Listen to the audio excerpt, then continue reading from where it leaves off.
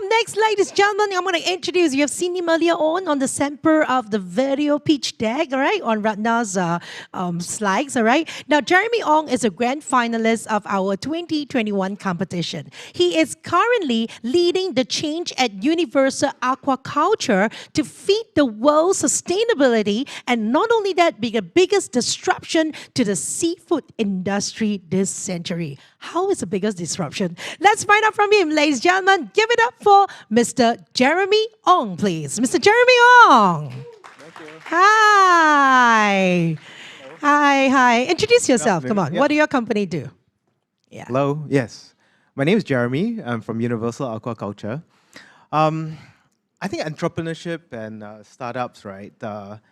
It's more a journey.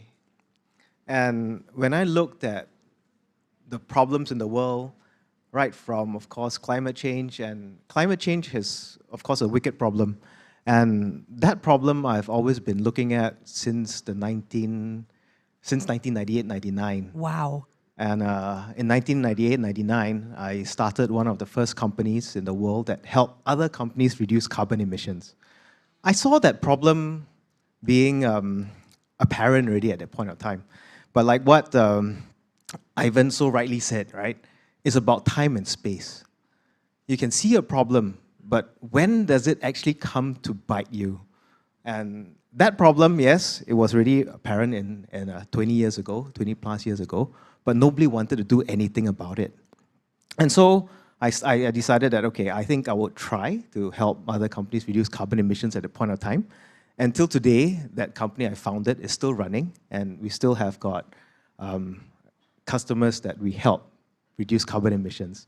So that's one of your company, right? That's right. Okay, so I believe you are the 2021 grand finalist, okay? So can you just share with us a little bit more about what did you pitch for during 2021 for this competition? Yeah, so like through my career being an entrepreneur, starting up different companies, I also saw food as one of the bigger problems that the world would eventually face.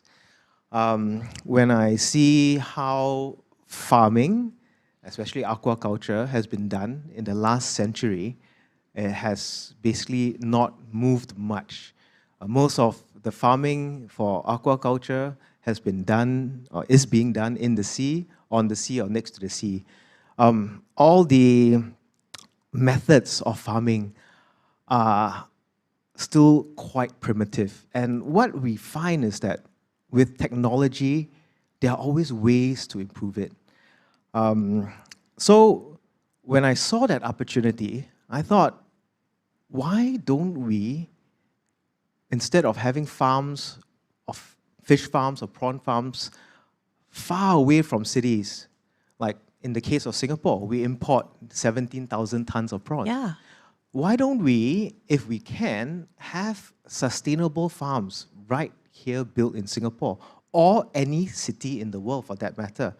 So when I looked at that problem, it's a very multifaceted problem, because if you look traditionally how farming is done in the sea is you have got your fish in a cage, which is put in the sea, or prawns, or any type of aquaculture. But when you do that, and you throw feed and you culture them in the oceans, the waste that the fish produce goes back into the sea. The feed that you throw into the sea also goes back into the sea and pollutes the sea. So when you imagine, right, in a normal ecosystem, say 1 kilometer of coastline, you should have, nature has it that maybe in 1 kilometer of coastline, you've got 1 million sea creatures living in there. But when you do intensive farming in the sea, what happens is that same kilometer, you're putting 10 million or 20 million species of aquaculture growing in there. So it's the same as we are comfortably living in our apartment, 1,000 square feet, 4 of us staying in there. But with the same sanitation and the same plumbing, and now you have got 100 people living in a flat that's designed for 4, then that's where the problem starts.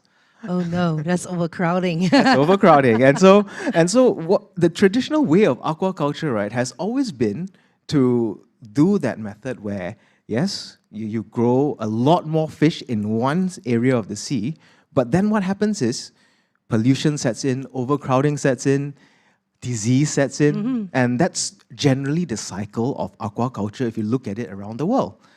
You have a cycle of 10 years, and all of a sudden, that whole coastline, everybody has changed the crop, or you grow something else. But then what has happened is you've polluted that portion of the ocean, and well, it then becomes a dead ocean.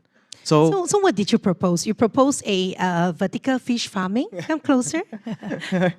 So when we're looking at this problem, we said that we have to find a way, first and foremost, to not pollute the ocean while we are growing food. Because if we continue doing the way we are doing, we'll never be able to increase our production because we are killing our oceans. So when we looked at that problem, we said that, okay, how do we now take the ocean and take the seas and build a tenable system that we can put on land, consume very little energy, have got a very low carbon footprint, and yet be able to sustain aquatic life in a sustainable way. And that's when we started in 2015, and we did a lot of research on how oceans actually work. How does the sea actually work? Mother Nature has always a very fantastic way of solving problems. And when we looked at, okay, now you've got so much aquaculture, you've got so much things growing in the oceans, but how does Mother Nature actually take care of these problems?